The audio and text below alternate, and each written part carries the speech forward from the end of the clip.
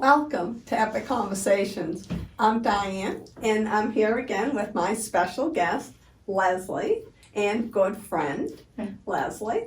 We are going to talk about social media and its influence. Now, just so that you probably already know this, but Epic Conversations is on YouTube and Facebook right now.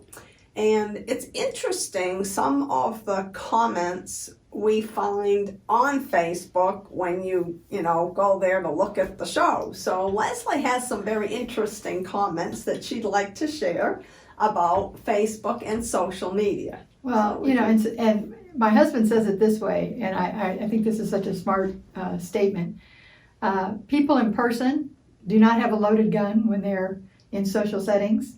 But on Facebook, their gun is always loaded. It's kind of like, okay. People want to say things on social media that they wouldn't say in person. Well, they would never say it to you. You know, you have social settings all over the place. You have them in the break room, you've got them in the bathroom, you've got them, at your home, you've got them at, events and whatnot. But on Facebook, there's that anonymity. There's always a distance. They're not like your next door neighbors. They're usually all over the nation, or the world, and they just feel free to say and behave in ways that they would never do it if they were in your presence, And so I've had a number of situations occur. At the time of this taping, President Trump was just acquitted. Oh. And so what's interesting is people say they're not political, but I've had more comments on one of my posts than I've had on just about any other thing when I said President Trump equals, not guilty. It was like everything came out of the woodwork from, yay, so happy to, and others that say, that's not what the word acquittal means, and, squibbling over, terminologies and words like that. But I found an interesting post by Lisa Bevere, and I put it on my Facebook. I think it was last month. It says rivals have the power to pull you out of obscurity or knock you out of your place of prominence. The good news is that when you get to choose what they will produce in your life, will your rival best you or bring out the best in you? And the post was, you get to choose what your rival will produce in you. So a rival is someone who comes against you, or someone who doesn't believe the same thing as you, or doesn't have the same opinion as you. And I find that there are obstacles and people that obstruct the way in which you would understand something just by the smoke and mirrors of the things that they say.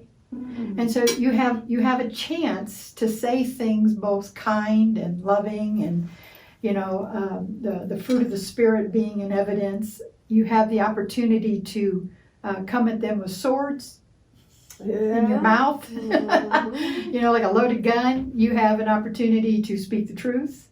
Mm-hmm. There's so many ways you could go with conflict in social media, and my way of dealing with it has always been to stand aloof, but yet try to speak the truth without emotional language and engage. If you can keep things apart from you, if you cannot make it personal, if you cannot talk about the person you're arguing with, but stay on topic. Mm-hmm. I read something one time that said, all ideas are not equal, but all people are. So if you take the idea that all men are created equal, mm-hmm. but not all ideas are equal, mm-hmm. you fight on that front. You don't fight people. You don't fight their temperament, their personality, their words, their examples. But what's tough in debate is when there's so much emotion and so much personal attack that you can't get to the idea. Mm-hmm. And then it's time for you to bow out, for you to concede, for you not to go any further, because then at this point it becomes God's battle. In all reality, especially when it deals with politics and the nation and different things like that, you have to pray and trust God. Mm-hmm. You vote your conscience, you pray and you trust God. Mm-hmm. And then you follow up with what the Bible tells you to do about rulers in position that may not be of your choosing. You respect them, you respect the office, Mhm. You know, it doesn't mean that it's time for you to say that's not my president or call him the 45th or, you know, all the derogatory terms that keep you from actually naming him as in a respectful position. Mhm. So it's been a fun month on Facebook for me. It'd be kind of interesting if they had Facebook 2,000 years ago when Jesus was walking around. Well, How would he? that's exactly what I saw in John chapters 7, 8, and 9. Mhm. He is fighting with the royal class. He's fighting with the religious caste. Mhm. He's fighting with the ignorance of men. You know, people who say, "I can't believe he's even here. I thought you know, like he was supposed to be under arrest." Well, we don't even know where he came from. Well, is he speaking from? I mean, who does he say his God is? Who his father is? I mean, they argue from 10 different ways, Mhm. and he's staying a straight course. But he's mysterious, which causes men to either separate or lean in. So his words don't always make sense. You know, when he says, "Eat my flesh and drink my blood," or "You have no part in me." Well, it caused a lot of people to lean back, look down their nose, and leave him.